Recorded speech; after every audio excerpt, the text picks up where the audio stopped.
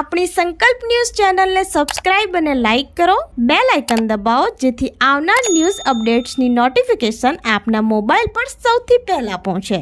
Like, subscribe and share the video. નમસ્કાર દર્શક મિત્રો, હું છું પૂજા ટંડેલ. સંકલ્પ ન્યૂઝમાં આપનું સ્વાગત છે. સમાચારની શરૂઆત કરતા પહેલા એક નજર આજના મુખ્ય સમાચાર પર. વલસાડ કૈલાસ રોડ ઉપર પોલીસને જોઈ બુટલેગર રૂપે 1.24 લાખનો દારૂ ભરેલ કાર મૂકી ફરાર. પોલીસ સૂત્રો પાસેથી મળતી માહિતી મુજબ વલસાડ સિટી પોલીસની ટીમ પેટ્રોલિંગમાં હતી. તે દરમિયાન મળેલ બાતમીના આધારે વાપીતે કાળા કલરની હુન્ડાઈ અલ્કાઝાર કાર નંબર GJ15CQ1615 નો ચાલક દારૂનો જથ્થો ભરી વલસાડ સિટી થઈ નવસારી સુરત તરફ જનાર છે તેવી બાતમીના આધારે વોચ ગોઠવી હતી. તે દરમિયાન સેઠિયાનગર કૈલાસ રોડ ઉપર કાર આવતી જણાતા પોલીસની ટીમે કાર ચાલકને લાકડીના ઇશારે ઊભી રાખવા કહેતા કાર ચાલકે કારને થોડી દૂર ઊભી રાખી કાર મૂકી ફરાર થઈ ગયો હતો. પોલીસે કારમાં ચેક કરતા રૂપે 1.24 લાખનો દારૂનો જથ્થો મળી આવ્યો હતો. પોલીસે દારૂ, કાર સહિત કુલ રૂપિયા 9.24 લાખનો મુદ્દામાલ કબજે કરી આગળની કાર્યવાહી હાથ ધરી છે.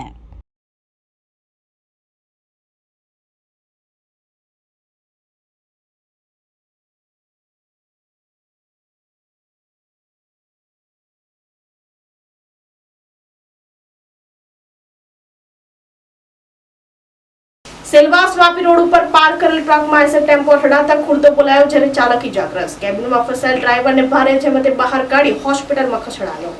સેલવાસ વાપી રોડ ઉપર પાર્ક કરેલ ટ્રક સાથે આઈસર ટેમ્પો અથડાતા અકસ્માત સર્જાયો હતો. સેલવાસ વાપી રોડ ઉપર સૌભાગ્ય હોટલની સામે એક ટ્રક રસ્તા ઉપર પાર્ક કરેલ હતી, ત્યારે પાછળથી પૂરપાટ ઝડપે આવી રહેલ આઈસર ટેમ્પો ચાલક ટ્રકમાં ઘૂસી જતા અકસ્માત સર્જાયો હતો. ધડાકાભેર ટક્કર થતા ટ્રકના કેબિનમાં ચાલક ફસાઈ ગયો હતો, જેની જાણ પોલીસ અને આસપાસના લોકોને થતા સ્થળ ઉપર દોડી આવી ઇજાગ્રસ્ત ચાલકને ભારે જહેમતે બહાર કાઢી નમો હોસ્પિટલમાં સારવાર હેઠળ ખસેડવામાં આવ્યો હતો.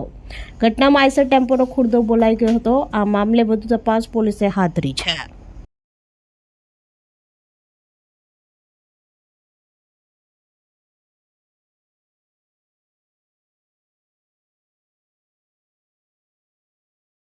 ઉર્જા મંત્રી કનુભાઈ દેસાઈના હસ્તે DGVCLની વાપી ઔદ્યોગિક વિભાગ અને GIDC પેટા વિભાગીય કચેરીનું ખાતમુહૂર્ત કરાયું. ક્લાઇમેટ ચેન્જની સમસ્યા સામે ગુજરાત સોલાર ઉર્જાના ઉત્પાદનમાં દેશમાં પહેલું સ્થાન ધરાવે છે હોવાનું જણાવતા મંત્રી કનુભાઈ દેસાઈ. નાણાં, ઉર્જા અને પેટ્રોકેમિકલ્સ મંત્રી કનુભાઈ દેસાઈના હસ્તે DGVCLની આશરે 11 કરોડના ખર્ચે નિર્માણ થનાર અદ્યતન વાપી ઔદ્યોગિક વિભાગીય કચેરી અને વાપી GIDC પેટા વિભાગીય કચેરીના નવી પ્રસ્તાવિત મકાનનું ખાતમુહૂર્ત કરવામાં આવ્યું હતું. વાપી ઔદ્યોગિક વિભાગીય કચેરી બનવાથી 1,29,419 થી વધુ વીજ ગ્રાહકો અને પેટા વિભાગીય કચેરીથી 20,982 વીજ ગ્રાહકોને લાભ થશે. ખાતમુહૂર્ત પ્રસંગે મંત્રીએ જણાવ્યું હતું કે દેશમાં વીજ સેવાઓમાં દક્ષિણ ગુજરાત વીજ કંપની પહેલું સ્થાન ધરાવે છે. વડાપ્રધાન અને તત્કાલીન મુખ્યમંત્રી નરેન્દ્રભાઈ મોદીએ ગુજરાતના દરેક ગામોમાં 24 કલાક વીજળી આપવાની શરૂઆત કરાવી હતી. આજે માત્ર ગુજરાત રાજ્ય જ 24 કલાક વીજળી આપે છે. વધુમાં મંત્રીએ જણાવ્યું હતું કે ક્લાઇમેટ ચેન્જની સમસ્યા સામે ગુજરાત સોલાર ઉર્જાના ઉત્પાદનમાં દેશમાં પહેલું સ્થાન ધરાવે છે. ગુજરાત સમગ્ર દેશમાં વ્યક્તિદીઠ 2400 યુનિટ વીજ વપરાશ છે, જે દેશના વ્યક્તિદીઠ વપરાશ 1200 યુનિટ કરતાં બમણો છે. ઉમરગામ ધારાસભ્ય રમણલાલ પાટકર અને DGVCLના મેનેજિંગ ડાયરેક્ટર યોગેશ ચૌધરીએ પ્રાસંગિક ઉદ્બોધનો કર્યા હતા. એડિશનલ ચીફ એન્જિનિયર MM પટેલે સ્વાગત પ્રવચન કર્યું હતું. DGVCL વલસાડ વર્તુળ કચેરીના મુખ્ય ઇજનેર DC મહાલાએ આભાર વિધિ કરી હતી.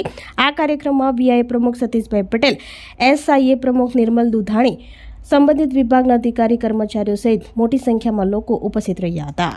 કે હંમેશા વીજળી, પાણી એ કોઈ પણ ઉદ્યોગ માટે કે કોઈ પણ ઘર માટે, વ્યક્તિ માટે વીજળીનો વપરાશ બહુ જરૂરી છે.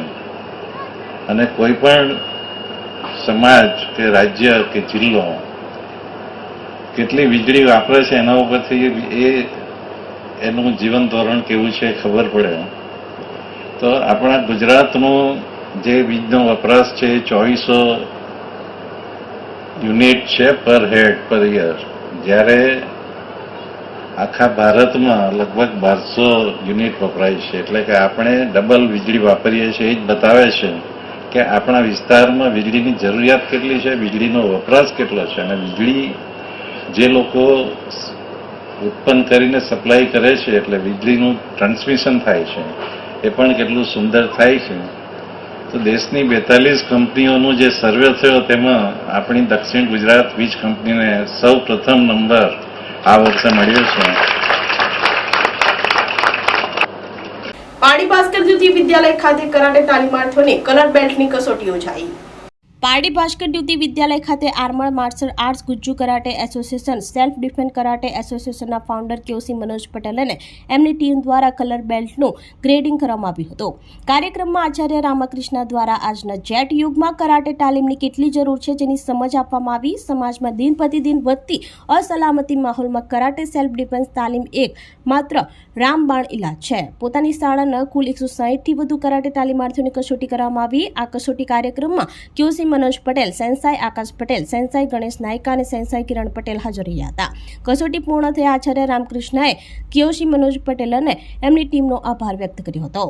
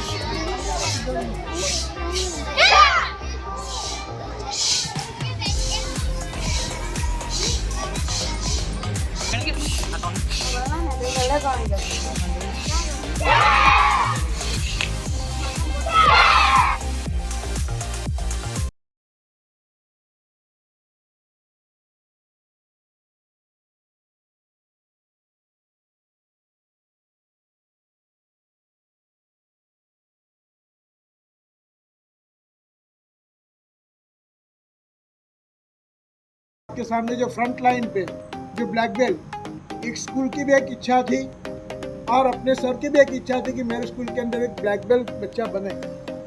तो आज भी मैं आपको वही मोटिवेट कर रहा हूँ कि आप भी आने वाले दिनों में मैक्सिमम कराटे के अंदर इन्वॉल्वमेंट पार्टिसिपेट करके आपको ब्लैक बेल्ट बनना है. ब्लैक बेल्ट बनोगे तो आपका नाम होगा. તો આ તાજા સમાચારો નવા સમાચારો સાથે કાલે ફરી મળીશું. નમસ્કાર. આપણી સંકલ્પ ન્યૂઝ ચેનલને સબસ્ક્રાઇબ અને લાઇક કરો, બેલ આઇકન દબાવો જેથી આવનાર ન્યૂઝ અપડેટ્સની નોટિફિકેશન આપના મોબાઈલ પર સૌથી પહેલા પહોંચે. Like, subscribe and share the video.